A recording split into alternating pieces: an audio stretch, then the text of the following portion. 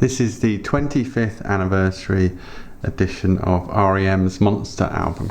So it came out in 1994, and this is the third anniversary set in 4 years, because we've had Automatic for the People before this, and then before that Out of Time. Now what we're looking at here is the Super Deluxe edition. If you're wondering why it's so small, it's because Craft Recordings have decided to package this differently from the previous two sets. In fact, the last three Super Deluxe editions are all different sizes and different shapes. I thought it might be worth having a quick look before we delve. Let's start with Out of Time. Now this came out in 2016 as the 25th anniversary edition, because it was 1991, the album. Now I like this edition. It's not big and it's not large format, but I've always liked this kind of style of deluxe edition. Arguably, maybe it's not super deluxe enough, but it's not too expensive. This wasn't that cheap, but it's nicely packaged. It sits well on the shelf with other deluxe editions, and this kind of style, you know, it works quite nicely, I think, for the discs. And the fact that it's a DVD sized book kind of obviously makes it feel a cut above your average. So that's Out of Time. Now by comparison, when they did Automatic for the People in 2017, which again was the 25th anniversary, this was a big album, but so was Out of Time. But anyway, they decided to go for the big 12-inch large format box. So that comes off. This is actually a lift-off lid. That's a lift-off lid. There's a sticker. Obviously you always keep the sticker. And I mean, it's a bit weird this, because you've got the book and then the discs underneath at the bottom. I don't particularly like that, but it does feel like they spent a bit of money on it, I suppose. This is, you know, the book's good, but it's mainly photos, a bit of text. But if you lay these three on top of each other, this is what you get. It's a very strange thing to do. Collectors, they like a bit of consistency. They like things to look good on the shelf. They like all the spines to match and everything to look good. Paul McCartney's done this very, very well with his 10-year archive collection. Every box set he's released in the last 10 years, they're all the same height, and they more or less match.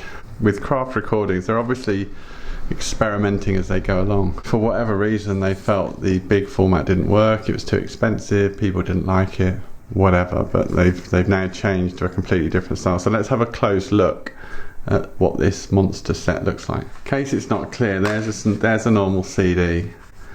So it's wider than a normal CD, and it's taller than a normal CD. Originally I thought this was CD sized on the mock-up packaging, but it's not, it's slightly bigger. So if you've got tight shelving, you could have problems storing this in terms of depth and everything else, but it will probably fit in most, to be fair, but it's obviously oversized. And this is really kind of a giant book. If you look inside there, the construction, what you're looking at, this bit here is the discs, and then at the front there's the pages. I mean, it's a nice feel. I like the revised artwork with the blue instead of the orange. And you know, you wouldn't expect the design to be anything other than excellent. So this is kind of a more modest presentation, but obviously yes, the amount of discs and the amount of content hasn't changed much, which we'll get onto in a minute. But it's nicely done. I'll just flick through the rest of this now. Some good photos, black and white photos, colour text. And then what you get these kind of card folios at the back. So let's just go through this. You get Monster, the original album. Then you get the demos as the second disc here. And you get a remixed version of Monster, which is a new stereo remix. And a live disc, live in Chicago from '95. Another live disc, so it's the live gig is split across 2 CDs, and then a Blu-ray at the back which has a 5.1 surround mix and some high-res stereo, the road movie concert film, some music videos, and that's it. So it's kind of straightforward in a way. It's worth pointing out that the 5.1 surround mix, I'm pretty sure, is the same as the one that came out in the mid-noughties, 2005 I think it was. With Automatic for the People, they chose to do a Dolby Atmos mix for that, when they haven't done that with this time around, which is interesting in of itself. I mean, whether they didn't think the investment was worth it, or they didn't get good feedback from it, I don't really know. But Dolby Atmos has been ditched for Monster. You still get the normal 5.1, and I mean, they've been very consistent with the content, not with the presentation, but they've been very consistent with the content of these Super Deluxe editions. Where they've let the side down is the presentation. As I say, they've been learning, I think, as they go along. So, for example, with Out of Time, they had quite a lavish vinyl package for Out of Time. They ditched that for Automatic for the People. For Automatic for the People, they went large format. They've ditched that for Monster. So in some ways you could say, you know, it's good that they're reacting, they're adapting, or you could look at it as if they don't know what they're doing and they're just making up as they go along.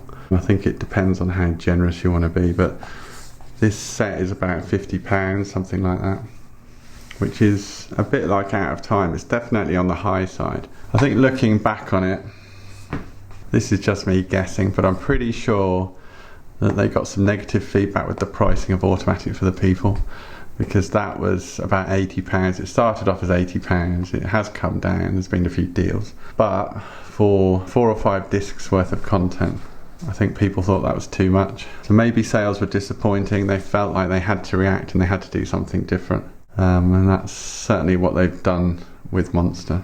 I guess the bigger question is why they chose to go from this kind of package to the big package for Automatic for the People. You know, certainly in the UK, they were both very big albums. I mean, Automatic for the People does tend to be a favourite, but even so. So this is Paul from Super Deluxe Edition, taking a look at R.E.M's 25th anniversary of Monster.